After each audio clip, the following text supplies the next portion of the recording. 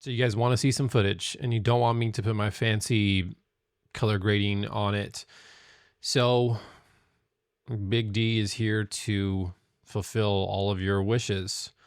Today we're going to look at Canon R5 Mark II footage, specifically the RAW, the 8K RAW and the 4K S RAW footage, because that's what I was most interested in, and also because that's what I really only remembered to test when we were out in Yosemite. So I am going to share some other footage at the end that's specific to the R5 Mark II, but I'm really looking at the 8K RAW footage, and this video is actually like number, I don't know, at this point, I'm going to say number 2, but it's really probably number like 5 that I've recorded on this particular topic, because I even got as far as posting a video, and I had a fantastic viewer in the first few minutes by the name of Scott comment on my video very politely, which is not common for YouTube. Great video, thanks for posting. I noticed in your camera raw settings you have your sharpness set to 10. Have you tried turning that down? And I read that and I thought, well, I think I might have f***ed up. The reason that I say that is because a lot of that video was centered around 4K S-RAW being too sharp. And I learned something, and that's what this babbling is meant to be. It is meant to help you not make the same mistake that I made with Canon RAW footage. Here I have a timeline. This timeline is set to 4K UHD. Take my word for it. You don't have to, because in the timeline settings I have here 3840, 2160, and just for those that are interested, the timeline space that I have is DaVinci Wide Gamut, and the output color space is Rec 709A, because I'm using my, well, you don't care about that. That's a different video. So here I have 2 clips that I've sectioned out and organized. I have the 8K RAW footage, which you can see here, Canon RAW 23976. And it's 8K, so it's huge. And then I have the 4K S RAW footage, 4096 2160, which is 4K DCI. In converting RAW footage, you come into here, and I'll get into these adjustments in a second, but first thing you do is you come down here and you go to this left icon, hover over it, says Camera Raw. And here you have the decode quality, which I've set to full resolution Canon. Decode using clip, white balance is as shot, color space is Canon Cinema Gamut. That's where I want it to be. And you can change the gamma to anything from Rec 709 to Canon Log 2, or Canon Log 3, or Canon Log. I have the ISO set to 800, which is what I shot this footage in, and that is the native ISO for Canon Log 2. And then I have an adjustment up here, which, like I said, I'll talk about. However, the one thing that I want to draw attention to is this sharpness panel, because by default, when you do this, it is set to 10. And that may or may not mess up your footage. It's not going to mess up your footage, but it may exacerbate some imperfections that are within the footage itself. And raw footage has some imperfections. So the first thing that you need to come do, that I did not do in the first video, is pull this down to 0. That way it's a fair comparison, because in the previous video, I pulled it because I made that mistake, and I didn't feel like it was a fair comparison. So moving up to here now, I just have a color space transform node where I'm going from C-Log 2 to Rec 709. And then I also have a adjustment here for the exposure. This is the only thing that I've adjusted, because I overexposed this. If I turn this off via Command D, you'll see that, especially via the waveform, I'm overexposed. And so I brought that down.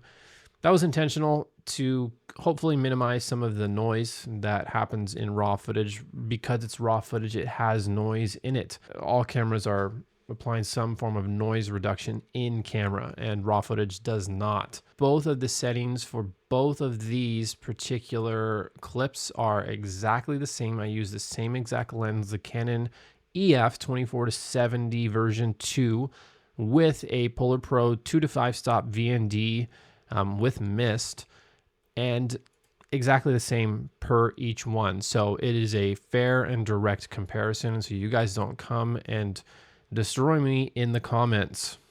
All that being said, let's look at the footage. Looking at the 8K RAW footage, I think it looks good, to be honest.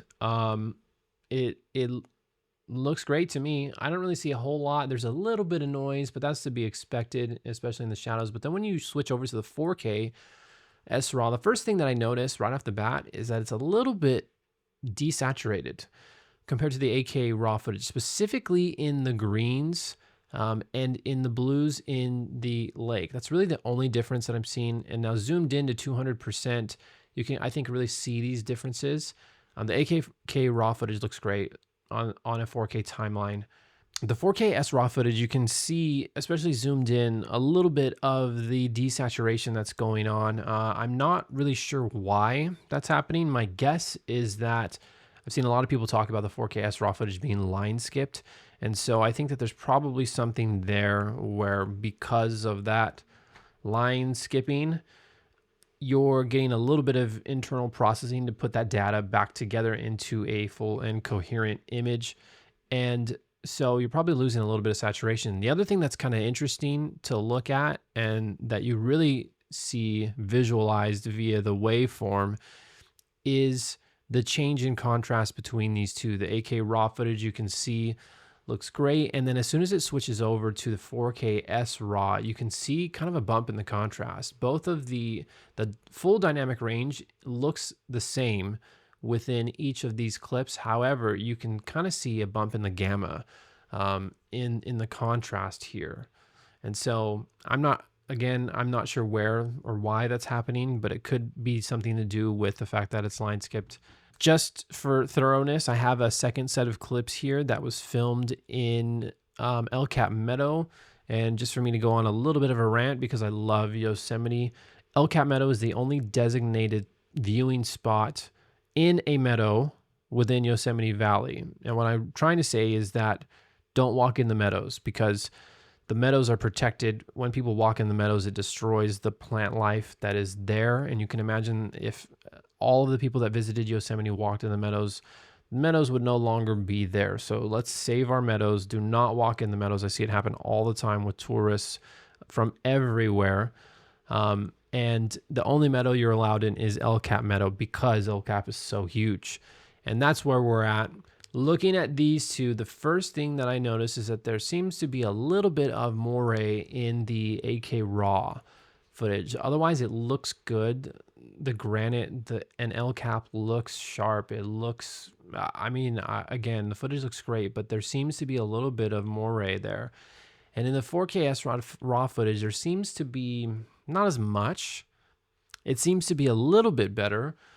But again, it still looks good. And I'm noticing also, again, for the second time, a little bit of desaturation in the 4K S-RAW footage, specifically in the greens and in the blues.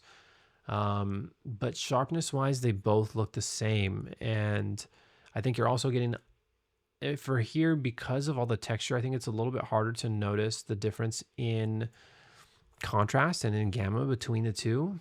Comparing these side by side is, I think, where you see the biggest difference between the two clips. Which really isn't a whole lot. I think that they both look really good, but you can definitely notice a little bit of the saturation. And the contrast bump here really doesn't seem as much, and that may be due to the variety of textures that are here.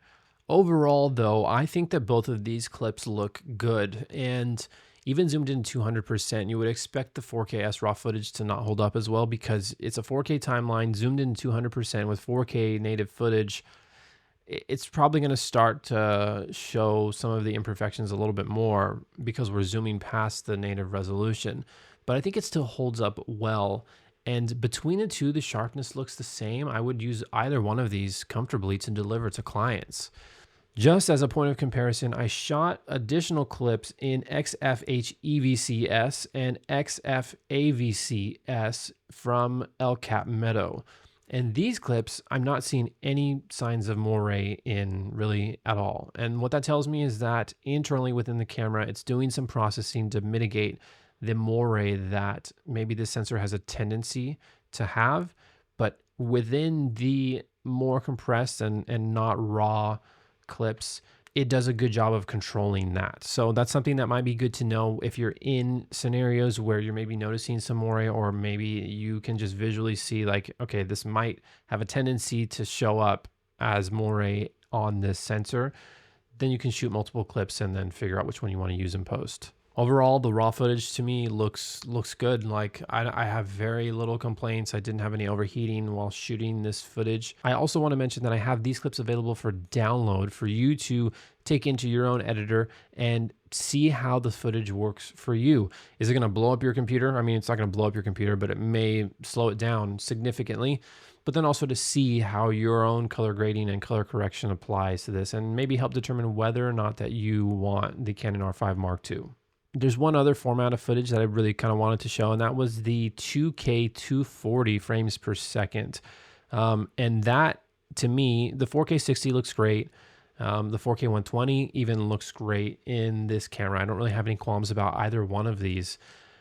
But the 2K 240 is kind of like, that was really one of the ones that stuck out to me, kind of third behind both of the RAW formats. And this footage looks pretty good to me. It may be because of the sun in the position where it's at and how we moved into shade and we weren't in shade in this particular clip, but it seems like that there's a little bit less dynamic range within the 2K 240, which I think would kind of be to be expected. Given the high frame rate and given the drop in resolution. The camera's doing a lot to be able to put that together, especially within a mirrorless camera body.